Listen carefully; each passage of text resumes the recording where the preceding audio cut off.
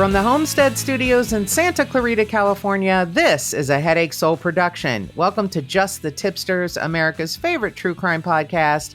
I'm your host, Melissa Morgan. With me today is my handsome and talented co-host, Joshua Moses Bevan. Moses? Takes him a long time to do anything. So you're referring to the 40 years in the desert? Yeah, that was Okay. part of what I was referring to. So glad you got it, Moses. Okay. I'm going to slower than Moses. There it That's is. what I'm going to call you from now on. You know, historians... Oh, fuck me. Oh, wait. No, go on. No, they talk about that Moses had a speech impediment. Oh, I didn't know that. Yeah, he was the writer. His brother Aaron was the speaker. So they're like, let my people go. It was actually Aaron who said it. Let my people go? Yeah, he had like a a bad lisp? stutter. Oh, a stutter. Yeah. I think that's the people Yeah. go. Yeah. Okay. Yeah, he I didn't know that. Yeah, that's what I've been told. I don't know. I could be repeating Who something. told you that? Yeah, I don't know at this point. Guy named Abraham. That's pretty fascinating. Yeah, Moses wrote all of those accounts, all of those books, but he wasn't the actual one. Like, so it's like a Cyrano de Bergerac kind of thing. Yeah, I think so. Oh, that's kind of like how we are. That's it. You're slower than Moses, and I talk for you. I'm getting over my stutter. Stutter. By the way, a lovely listener wrote in and said to have a talk with Brian. For you to have a talk with Brian? Yeah. Okay. I think she meant you. Okay. I'm like, who's Brian? And she spelled it two different ways. Okay. In parentheses in case it was Bryan. Oh, sure. But she called you Brian. So it's kind of funny. Okay. I'll show it to you. You'll pee your pants laughing. But. So you and Brian need to get your shit together is all I'm saying. All right. Because I don't want to be getting emails about Brian's behavior. It's going to take me 40 years. And you're going to be like, Brian did it. It's Brian. It's your evil twin. Joshua's evil twin, Brian. I love it. Okay. Yeah. All right. I like fair. it. Okay. Well, now I know that Moses had a speech impediment. I did not know that. I think that's really fascinating. I really do. I love any kind of, historical stuff like that. I also love that Jesus had a brother probably named Brian, which is funny. That's probably true too. There's a book I think called Jesus's Brother Brian. And it's funny. Oh, wait, It's a funny joke book. Is this the not the Monty Python, Monty Life of Python? Brian? Oh, maybe. Could have been, but but there is actually isn't in historical. The Monty Python. Yeah, now I'm getting all the movies mixed up. I know, me too. My favorite one is The Meaning of Life. Okay. Life of Brian I thought was a little not that great. Meaning of Life is spectacular. Right. I will sing every verse of every sperm is sacred. Every sperm is good. Every sperm is needed in your neighborhood. Let the heathen spill you meant right now. on the dusty ground. God will make them pay for each sperm that can't be found. Yeah, that's the Catholic song. Right. It's the one where Terry Jones is standing at the sink as a woman and a baby falls out of him. Pick that one up, will you, Deirdre? It's, I will howl at that is, oh my God. That is the best in my mind. That's the best one. Life of Brian was a little weird. I didn't think it was as funny. Life of Brian was modern day though. No, Life of Brian was back in. So he was was Jesus's brother. Oh, I don't know if that's if those two things are connected. It could be, but I just know that Jesus supposedly had a brother. Right. Okay. I don't know that his name would be Brian, but maybe something else. I'd have to imagine. Like, if I were Joseph. Yeah, well, he might have been a cuck. You don't know. And Mary's like, once you've had the best, you don't go Joe. That's it. Right. Shut down. Yeah. You don't go Joe. No more. Right. No, come on. what the hell's wrong with you? Yeah. All right, we're not talking about this. So the thing that I thought was so fascinating is you saying, about Moses's speech impediment, which I will now be thinking about the entire day. Right. I love learning new things. And everyone knows I hate talking about serial killers. I think that's what we're going to talk about. A serial killer? Yes, but only in the context of how it may relate to a case. Now, Okay. there are several podcasts who have covered this case. One in depth. It's a lot of detail. It's called True Crime Bullshit. And it is the one that has dug the deepest in what could be other victims of Israel Keys. Israel Keys is an interesting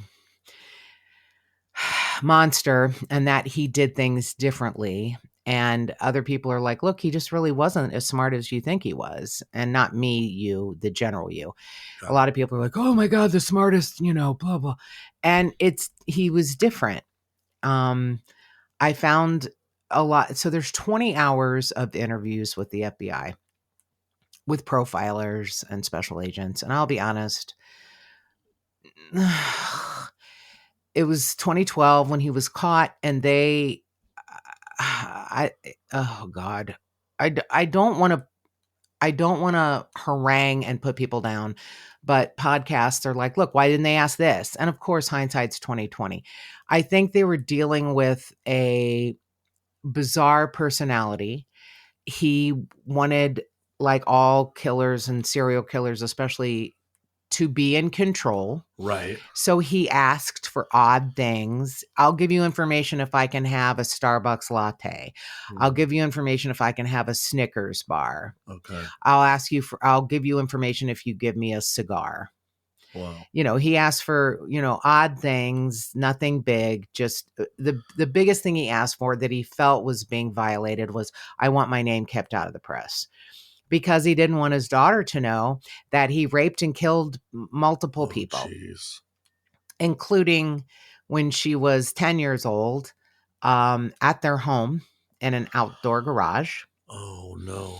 And I will be honest, I'm going to tell you some things that I'm going to urge you not to look up, because I know what listeners to podcasts are, and that is curious. Sure. And I am that too. And I looked up something that I cannot unsee.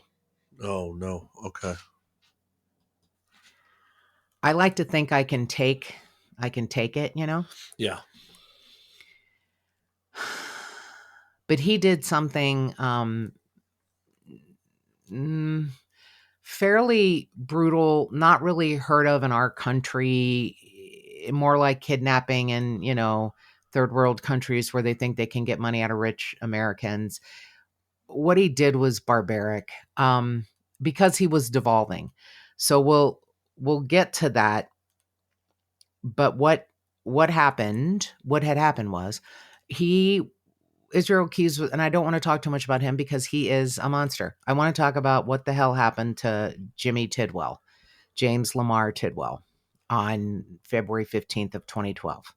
A 58-year-old man who was just a hardworking machinist at, an electric company. I think it's called Fletcher Electric, Flanders Electric in Longview, Texas.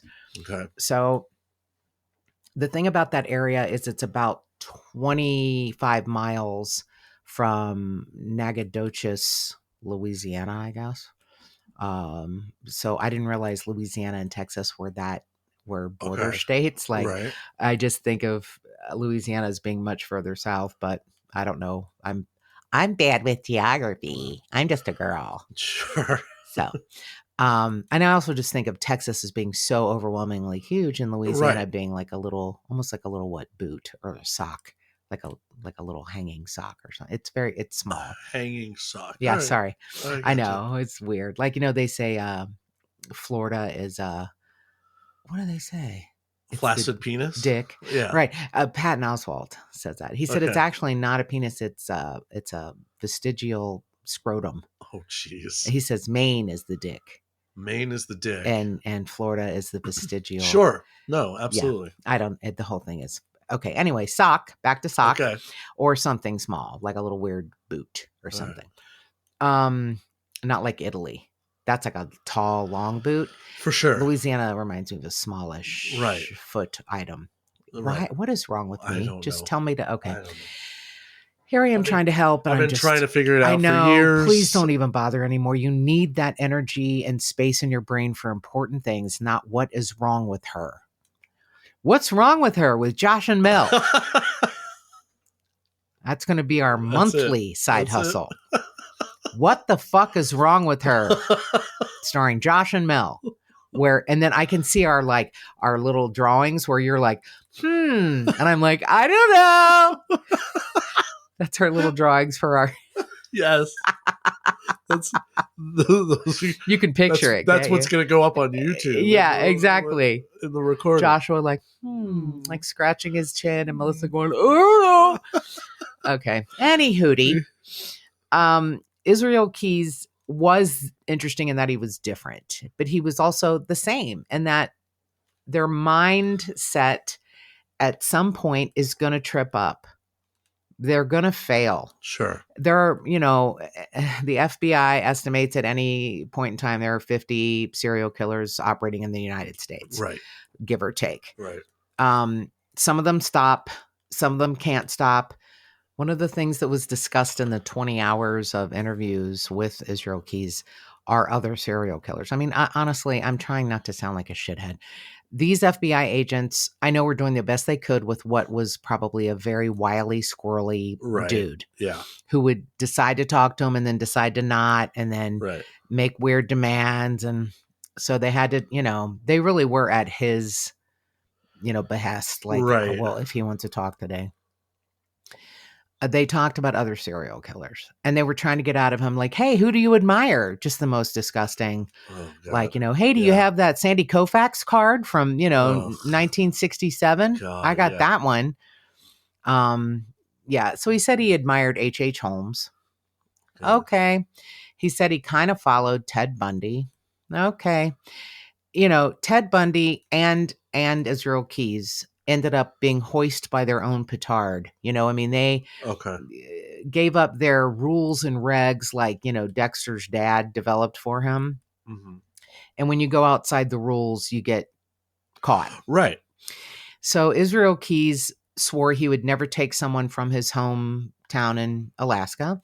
He would never take someone who didn't have their own car because he would escape in their car, not his own. Okay. And he, one night in March, after he gets back from this trip in Texas that I believe is related to James Tidwell, he kidnaps 18-year-old beautiful Samantha Koenig, who's a barista at a little, drive-up coffee place in Alaska. And she has a boyfriend and her father. The pain in that man's face. He loves his daughter. Her and her boyfriend were living with her dad. She had her whole life ahead of her. She was incredibly beautiful and wonderful. And he kidnapped her, had some space heaters in a little outbuilding on his property, and kept her there, and then turned the heaters off, and then raped and killed her. Jeez. And then went on a 2-week cruise. Oh my God. Right. With his wife, with his girlfriend and daughter. Oh, geez. Let the Alaskan winter freeze her. Came back, found out there was, hey, I can work this ransom angle. Oh, God. Sewed her eyelids open. Jeez. Bought makeup. Oh, my God. Oh, God. Went through the garbage cans to find a fairly recent newspaper. The Anchorage, Gazette. Yeah. And held it up for her, took a Wow. picture, sent it, proof of life. Right. She'd been dead for 2 weeks. Yeah. The FBI said there were some hints that she was not alive. In that photo, the arm holding the newspaper was tensing. Oh. And they thought, is that her tensing to hold the paper, or is that him tensing to hold her up? Got it. Just, Oh my God. yeah. Once I saw the picture of her, I can't forget that. Oh, that's what you looked up. Yep. That you don't. I Okay. don't want anyone else to see it. I don't want to see it either. You don't Good. either. Thank you. I mean, it's not.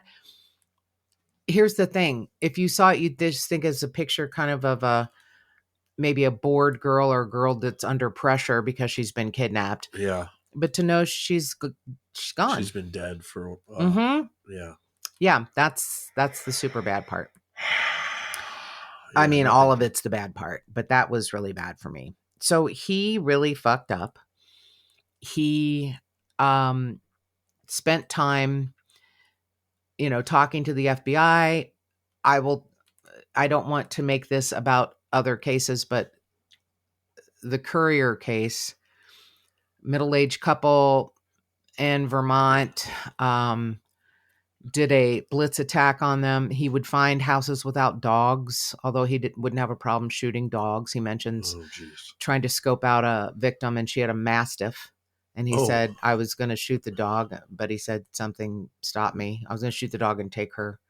He had scoped out a shack at a cemetery near a park, and he would take someone. He said a lot of cemeteries have shacks with tools. Oh, okay. And, shovels and stuff. And sure. I was, going to use that as my place. And she was walking with her Mastiff, and something happened, and I didn't take her, but I scoped her out. And I was like, yeah, that's terrific, dude. Jeez. That was at a park in Texas. And the reason I think that he kidnapped Samantha so sloppily, when he was known for his, tidiness, and the fact that the couriers, no one knew where this couple went in Vermont. I know I'm skipping around. Hang with me. No one knew where this couple went in Vermont. He had scoped out a empty, abandoned barn. He took them there, raped them both, and killed them, even though they both got away. Jeez. And he got them back, and then burned the barn down. Oh my God. It had been torn down, and no one had found the bones. Oh, wow. He tells them where it was, and they narrowed it down. They found some, remains in a pile of, he would have gotten away with that. He would have got, okay. So why I think he lost his shit and kidnapped Samantha, which was his downfall, is because he had amped up. He was wanting to do more, and he had probably done what we think he did in Texas, and he was feeling the urge more and more. It's so hard for us to understand because we're not psychopaths. Sure. He admits to the FBI that, as a kid, he was raised within this extremely, right-wing, really crazy Christian group.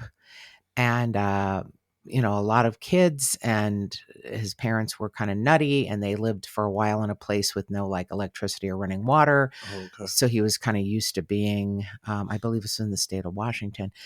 He was used to being, living off the land. Sure. And he could, kind of do it. He had no problem killing animals in this really torturous way. Okay. In front of his brothers and sisters. Okay. So that's where you start. Right. Even though people don't believe in the McDonald triad, I still do. What's the McDonald triad? Oh, fire starting, bedwetting, and killing small animals. Okay. Got it. Look, Joshua and I have talked about this. I wet the bed till I was like 5. I had a kidney issue and had a operation and whatever. I don't pee in the bed anymore. Aren't you happy? I am happy. Thank you. And then I loved fires. I didn't start fires, but I would burn matches and watch them burn. Oh, for sure. Oh, I played with lots of fire. Yeah. But I know you And wouldn't kill a bug. no, I mean, I take them outside. Yes. I'm super weird about it. No, you preserve life. Yeah. You don't take life of No, any kind. I get it. Me too. I mean, me too. And most of the people that I know and care about are the same way, right. not psychopaths. Right. So yeah, he admitted he was, he said, I just thought that was normal. I thought Yeah. that's how other people felt. And then he said, I got older and realized other people don't feel the same way. So I became more of a loner. Okay, got it. Right. They are still looking for one victim who is alive. Hopefully, she was in the state of Washington and was probably 15 or 16, and he wasn't much older, and he kidnapped her from a beach and took her to like a public bathroom and raped her. And she said, Jeez. why are you doing this? You're a good looking guy. I would have gone out with you, if you'd have asked. Wow. She was talking to him constantly, and he just kept saying, shut up, shut up. But I think she humanized herself enough where he couldn't kill her, maybe. Oh, wow. Yeah. Yeah. They're still looking for her, and this person has not come forward. A living survivor of him. Right. I don't think he spent a lot of time leaving any tracks where someone could be found alive. Sure. He would kill people in one state, bury them in another, right, knowing that, agencies don't talk. And yeah. So let's get to, I think, the colliding of James Lamar Tidwell and Israel Keys. James Lamar Tidwell's missing person case was covered by The Vanished in 2020. I don't think that Marissa had the information that we have now, 5 years later, about why people, more than one, believe that Israel Keys could have made him one of his victims. Got it. So they were in the area together at the same time. Okay. It was unknown at that time that Israel Keys was bisexual. Sure. He would never admit that. He offhandedly would say, I like to kidnap lone white men because nobody goes looking for them. Okay. And he was a sexual sadist. He did admit that. So it wasn't just like, I'm going to kidnap a white guy to kill. No, I'm going to kidnap a white guy to rape and kill. Yeah. Okay. Got it. James Tidwell has had, I'm going to say in the past, I don't want to just say that easily, but I believe he's no longer with us, had long hair and glasses. He was 58, like I said, hardworking machinist. Okay. He had been married before. They got divorced, and he married a woman named Carol. They had been married, let's say, 10 to 12 years, and things were not going well. Carol was living with her daughter in Nacogdoches, which I said is about 25 miles away. Okay. And she was like driving a bus. And Jimmy was still working at his place of business. He'd worked there for quite a while. And he, always showed up and worked the overnight shift. And that was typically his shift was Sunday night through Thursday night, overnight. Okay. And on February 14th, he goes to work, gets out in the morning, February 15th, 2012, and ostensibly goes home. Okay. Now, he was living in an unusual situation. He had 10 acres or so in Texas, and he had like a cabin on it that he was going to fix up and that he and Carol were going to retire to. Okay. Have chickens. Chickens are on the ranch, he on the property. He would use all of his off time working on the cabin. Okay. Yeah, trying to fix the cabin up. Now their marriage was tenuous, so Carol's not even there. Okay. He'd been living, at the cabin. Okay.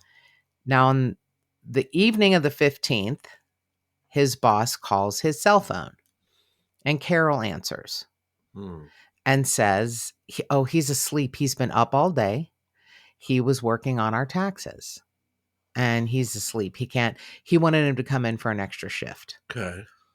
And she goes, he has been awake all day. He couldn't possibly, Right. and the boss said, okay, you know what? I'll get somebody else. Thank you. Right. That's kind of the last information that was given by Carol that sort of made sense. Okay. The weekend comes and goes. 2 or 3 days after that, let's say, like Tuesday or Wednesday, no, Monday or Tuesday, Okay. when he doesn't show up for work Sunday night, Monday night. Right. On Tuesday, his boss calls the sheriff's department for they call it a goodwill check, Right. instead of a health check or something. Right.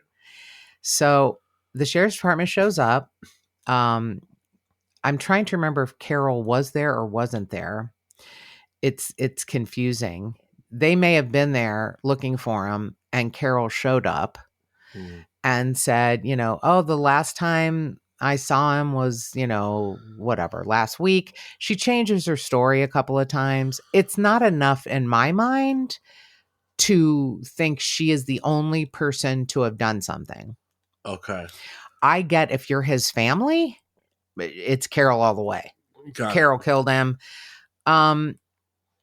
He had apparently told his sister, who he's very close to, Lynn, who is still leading the charge, help me find my brother, that she had been his beneficiary on a work policy, insurance policy, and he was going to change it to Carol.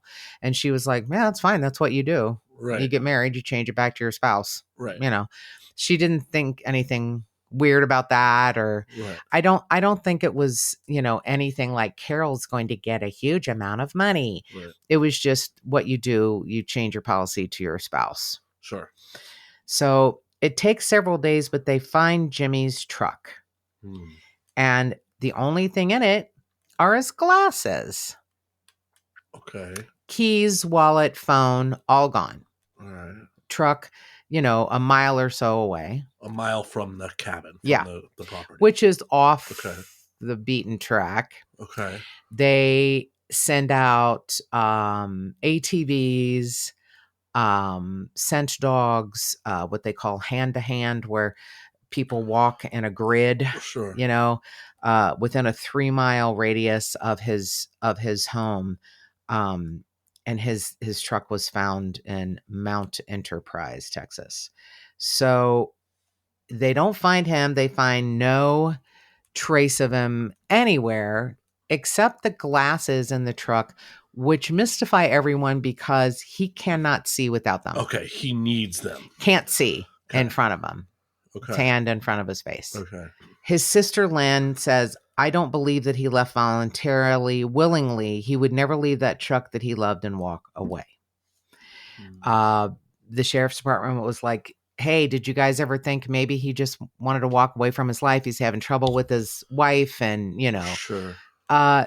No, he, once you get divorced and that's okay. They'd both been through a divorce before.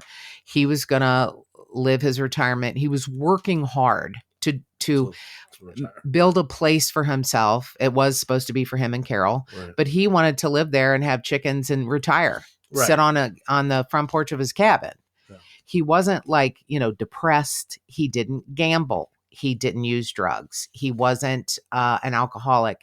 He didn't have a mistress. No. He was just this, he was described as a man who went to work and came home. And went to work and came home. Right. And then when he wasn't at work, he was working on his home that he wanted to, yeah. Right. So it's like 4 days later, his white Ford pickup truck is found, and, the glasses are in the truck, but there's nothing else. And according to a coworker, he said they fingerprinted and printed that truck every way from Sunday. Here's the thing. Israel Keys and all of his works left one fingerprint. like on the outside of a car. So somebody had wiped all the fingerprints? No. I'm saying he didn't leave fingerprints. Oh. If it were Israel Keys. If it were Israel Keys. He did not leave fingerprints. Okay, got it. Now, something interesting about Israel Keys is that perhaps it's just easier for him to not lie. But there have been, because now he's, it's the most prolific serial killer you've never heard of is basically what everyone calls him. I asked Joshua, do you know who Israel Keys is? And he's like, no. And then I started talking. He goes, oh, yeah, you've talked about him. Now, granted, this is not Joshua's jam. He doesn't spend a lot of time, like I do, I don't know a lot. Yeah, no, you know a lot about a lot of stuff, not about murderers. I get that. I'm here for the murder stories. Well, Israel Keys is a fascinating one, but also so gross and awful. It's so hard. I never want to talk about him. You don't know how many people are like, you should cover Israel Keys. He's been covered by, better people. Right. And God bless them. And they have done a lot of work. And I suggest you go there. Okay. I also think that some podcasts have interjected their own opinions. Right. He is not the kind of guy you need to do that with. He's so weird on his own. If you just read straight what he did, everyone would be sitting there with their mouth open. Sure. He's nuts. So what I did learn is he was a very well-respected contractor in Alaska. Great reputation, really good Yelp reviews. Oh, probably not good reviews as a murderer, but really good reviews as a contractor. Hey, Israel Keys and Company did an amazing job on my deck. And, seriously, very meticulous in his work, good at swinging a hammer. Yeah. So probably into people's heads, but mostly like to strangle them. Right. Yeah. He also could stab and shoot them. Okay. It's another interesting thing. His MO. Versatile. But I think I think he would save strangling for the women. Got it. I could be wrong. And he would never admit to being interested in men. But he was. He raped and not. What's so interesting is he is, I guess it's hard to say, but he is kind of a handsome guy. I don't know. He's like an average looking guy.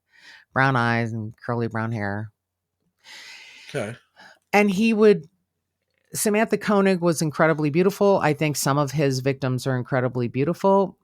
The couriers were middle-aged, large, heavy. He does not ever strike me as a big man, but I think he must have been a muscular man. Okay. Even I think the FBI agent's last name is Bell. He said, the first time I met him, he struck me as a big man, and he's not a big man, but he fills the room with his, intensity. Right. He's extremely intense for sure. And he comes off, what's so terrible is if you listen to any of these interviews, and they are fascinating, he laughs a lot. Ooh, that sounds creepy. It is creepy. He has a really weird laugh, and he laughs a lot. Like, you don't always talking about the couriers being these very large middle-aged people. He's like, sometimes you don't, get what you want. Right. Oh God. Okay. It's very, I really dislike the interviews. If I could not have any of the information from the FBI, if you could just hear his side, just like him answering questions, you could probably figure out what the questions were. Sure. Although he does go numb and silent sometimes. He'll just, not talk. But he opened up and, was more open than they thought he would be. And then, of course, kept things close. And he would say, I'm not going to talk about that. I'm keeping that to myself. But all he wanted the whole time is, I don't want my name in the press. And that's where he gets the moniker true crime bullshit. I don't want to be a part of all this true crime bullshit everybody's crazy about now. And I don't want my daughter to know that I raped and killed people, men and women. Right. Okay. Yeah. Sorry, buddy. That's the part that's not gonna. Yeah. Right. So he tells them what he wants to tell them. He asks for a federal lethal injection. He wants it right now. As soon as he gets done talking, he wants it. Okay. Doesn't move that fast. So he kills himself in prison. Got it. Okay. There was a note on his door that said he has an electric razor in the deputy's desk. When he gets a shower, you give him that so he can't take apart the big razor. Got it. He took apart, one of the sheriffs gave him a big razor. He handed it back without the blade. It's a one blade thing. They didn't notice it. He embedded it in a golf pencil and made a knife. Jesus. And cut himself and to his dying breath was just a real fucking dick. Yeah. Wrote a bunch of notes, some in pen, some in pencil, wadded them up in his hand so that the blood would drip on him. Because he knew it was harder and you had to use two different solvents to get blood out of a note with ink and blood out of a note with pencil to be able to read what was underneath. Yeah. It was just his little, wow. He left in his own blood 11 skulls on the wall. He told... he drew... Yes, in skulls. His own blood. Got it. He told the FBI it was less than 12. Wow. Yeah, we know of only 4. We really only know of 3, but one, Deborah, another victim, she was probably his victim. Wow. We may never be able to connect these things, but this is where, the FBI is asking for the public's help. Jeez. This is why they think perhaps someone like James Tidwell, who his best friend said the strangest thing. He had a quote, "I was close enough to Jimmy to know if he were going to walk away, if he were going to leave and go to like Alaska." Oh. Isn't that crazy? Weird. Yeah. Not knowing. And this is like 2020 when his family is doing a push. Yeah. By then it had been 8 years. Now it's 13. Right. It's like if he were going to go to Alaska, not knowing that Israel Keys may have played a part in his disappearance. So I feel bad for Carol because everyone thinks it's Carol. A year or so, something after Jimmy died, she was living in that cabin and the work had been finished and she was living with a man who had finished the work. So everyone's like, oh, she obviously killed Jimmy. Because she moved on. Uh-huh. Yeah. Right. All of these rumors are like, she couldn't have done it herself. She had to have help. Maybe that guy. I feel terrible for people who have... I don't know how many people have things against them, dumb behavior, timing, where people think they killed someone or made them disappear, and it could have been someone like Israel Keys. Yeah. So he was in Texas at the time. Okay. Visiting family. He had gone on this cruise that left out of Nacogdoches. Okay. And his mother and sisters live in this weird Cleburne, Cleburne, part of Texas. Okay. He put about 2,800 miles on a rental car in a couple of days. Okay. His girlfriend had gone off to be with some friends. He and his daughter were with his sister. He left his 10-year-old daughter, Sarah, with his sister, and was gone for a couple days. Okay. He would text and say, "Hey, I got stuck in the mud." Yeah. And then turn his phone off. And then his sisters would say, "Where are you? We'll come and get you." Then he would turn his phone back on a day later. "Hey, I'm at the Cleburne Mall. It's about 60 miles from his sister's home." They would show up at the Cleburne Mall. One night they showed up, he wasn't there, and they slept in their car. Oh, jeez. The next day he goes, "I'm on the other side of the mall. I'm on this side of the mall. Where are you?" "Oh, we're on the other side." His car apparently was covered in mud. Um, right. Uh, the sisters said, yeah, his rental car was covered in mud. It was like he got stuck in the mud. The FBI said, what was the stuck in the mud story? And he goes, yeah, I really did get stuck in the mud, but not for 3 days. Right. Right. Okay. So another theory is that after he killed someone, here many years ago, I wondered, how does he bury buckets with? They had found 2 after he was arrested. Okay. One in New York and one in Washington. One in upstate New York, one in Washington. How does he bury a 5-gallon Home Depot bucket? He has, that is his MO. With knives, guns, money, okay, lie, things to destroy bodies. Start decomposing. Got it. Rope, masks, lube. Oh, jeez. So he gets money, Joshua, because he also robs banks. Oh, okay. He robs banks and buries money because he made a pretty good living as a contractor, Right. but I guess maybe to afford the cruise with his, girlfriend and daughter, maybe a little extra. Okay. But he buried a lot of money. All right. He would exchange some cash into Walmart gift cards. Okay. But you have to activate them using, like a computer or a phone or something. Okay.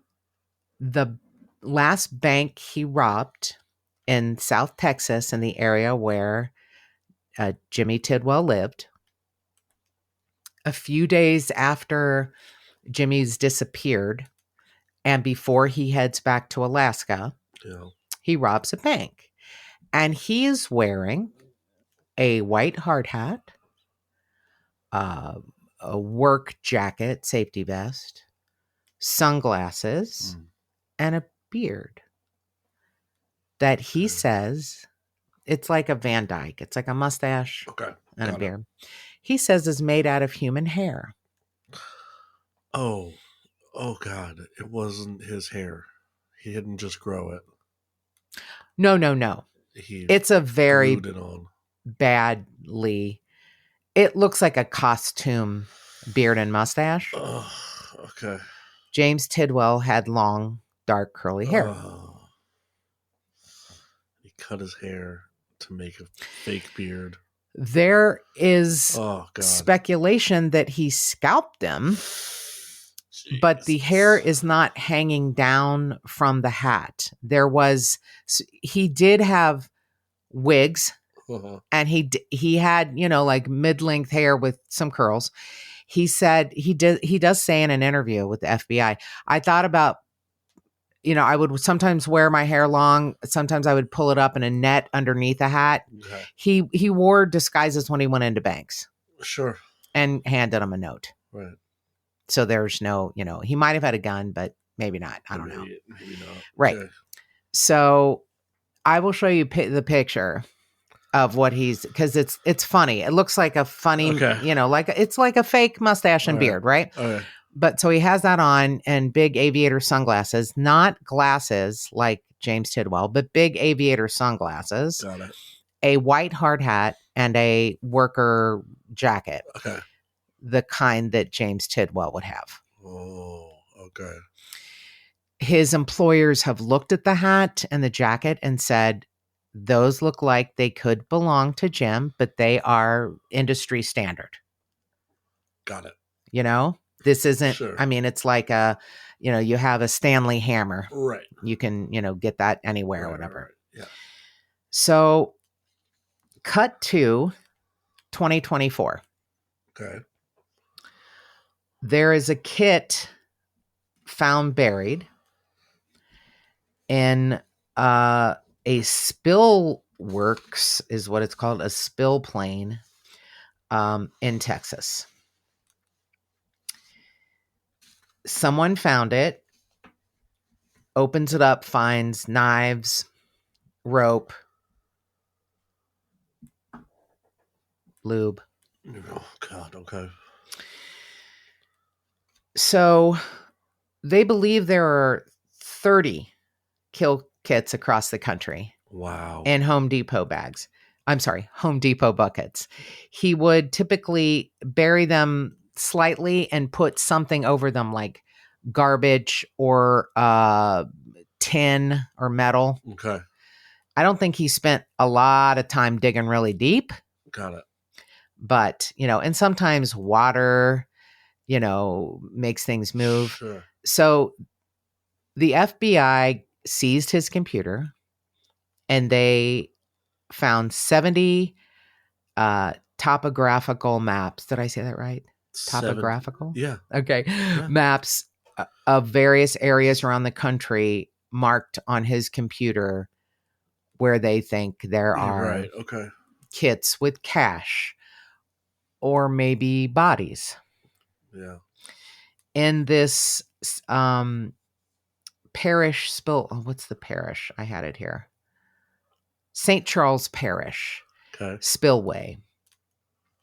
There is a sighting of someone saying a guy in a town and country like minivan Okay. pulls up and says, "Hey, tell me about this spillway. I'm visiting family here from Alaska."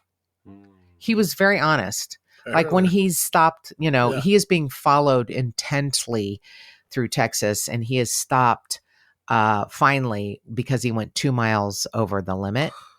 Oh, jeez. And they're like, "Hey, where are you from?" And he's like, "Alaska." And it's all on body cam. You can hear the video. Yeah. He does get upset later on. He gives them his license, Okay. but not his wallet. Okay. Later on, when he's out of the car, he gets upset because they, say, "We need your wallet." And he's like, "Why? I've been very cooperative with you. Sure. I've given you everything." Well, because Samantha Koenig's ATM card was in his wallet. Oh, jeez. Okay. And they're following him for her Got it. case Got it. that she, had been kidnapped. Right. And they don't know where she is. Well, it turns out after he did the proof of life, he cut her up and over 3 days went ice fishing Jeez. and dropped her in a hole in the ice. And can you believe this? He tells them where, and there'd been 5 feet of snow or something. They brushed the snow away, and there's a perfectly cut rectangle in the ice. Wow. And they find parts of her. Crazy. Yes. Okay. Now, that's just one way he would dispose of people. We don't know the others. He has Sure. the lye or the lime, whatever, to disintegrate a Right. body. I mean, So in 2024, there is a kill kit found. And guess what it has in it? Lube. Yes. Yeah. Weapons. Money. A foldable shovel, Okay. lube. And I don't even remember if the other thing was like a tarp. Three things. Oh, okay. And guess what they find? A receipt Oh. from a Home Depot. And he bought it with her credit card. I don't know. He may have bought it with cash. Oh. But they went back and saw he was the guy buying Sure. a foldable shovel. Oh, because you could. Mm-hmm. The date and time is on the receipt, Mm-hmm. so you could look at the footage. Uh-huh. Oh, geez. So, do you think he could have come across James Tidwell on a lonely road when he may have been coming home from work in the middle of the Right. day? "Hey, I'm from Alaska. I don't know how to get to XYZ. Sweet Sure. man offers help. Hey, I'm stuck in the mud. Can you help me get out? Mm-hmm. Sure. Yeah. I don't want to say, because the thing is, none of us know for sure. But to me, that's as viable of an answer as Carol. Right. Yeah. Carol, I don't know that Carol was a mastermind. It was an area where you could probably hide someone easily. They looked and looked and looked, and Nobody. quickly after he disappeared, and no scent, Right. no use of his credit cards or anything after that. Right.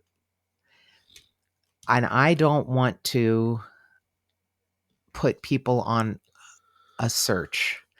I don't like the out of doors, so it won't be me. Yeah, sure. But if you stumble upon a Home Depot bucket where it's not supposed to be, right, don't touch it. Sure. Whoever you are, wherever you are, because he has been in New York, Vermont, New Hampshire, Wisconsin, Indiana, Ohio, Texas, Louisiana, Alaska, California. Wow. Yes. He had a very nomadic style. Yeah. Even though he owned a house in Anchorage. Right. He, went everywhere. He was in the army, and they feel like he probably killed people in foreign countries. Oh, okay. People in the military say, nope, he couldn't have done that. He's being watched all the time. Oh, okay. Yeah, we've never heard of stories of someone going rogue and, Sure. Sure. But if you find anything that looks suspicious, you can call your local FBI.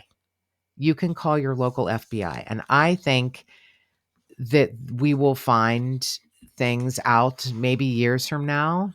Yeah. I feel like this is a big get. Sure. A big get. Yeah. And I just can't help but feel there will be others. Yeah. If there's a pile of trash and something doesn't look normal to you, take a stick and move it around and and the FBI is asking for your help. Cool. You can go on the FBI.gov site and they show you maps of where they think things might be. Oh, those from maps his are up computer. There. Mm-hmm. Okay. They are actually asking for help.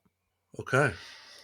But in the meantime, if you have any information on poor sweet Jimmy Tidwell, please call the Rusk County Sheriff's Office at 903-657-3581, and you can stay anonymous with a call to the Rusk County Crime Stoppers at 903-655-TIPS.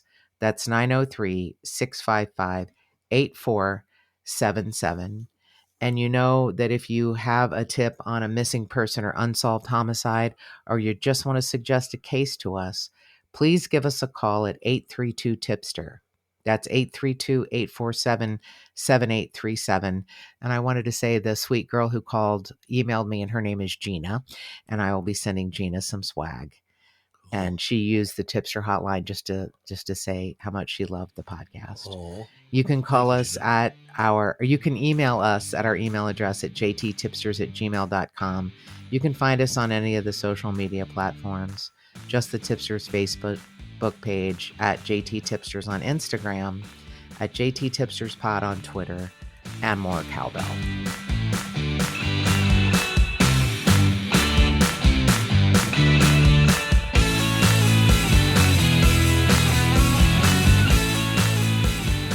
If you would like to support this podcast and get early access and other cool murderous swag, go to patreon.com/justthetipsters.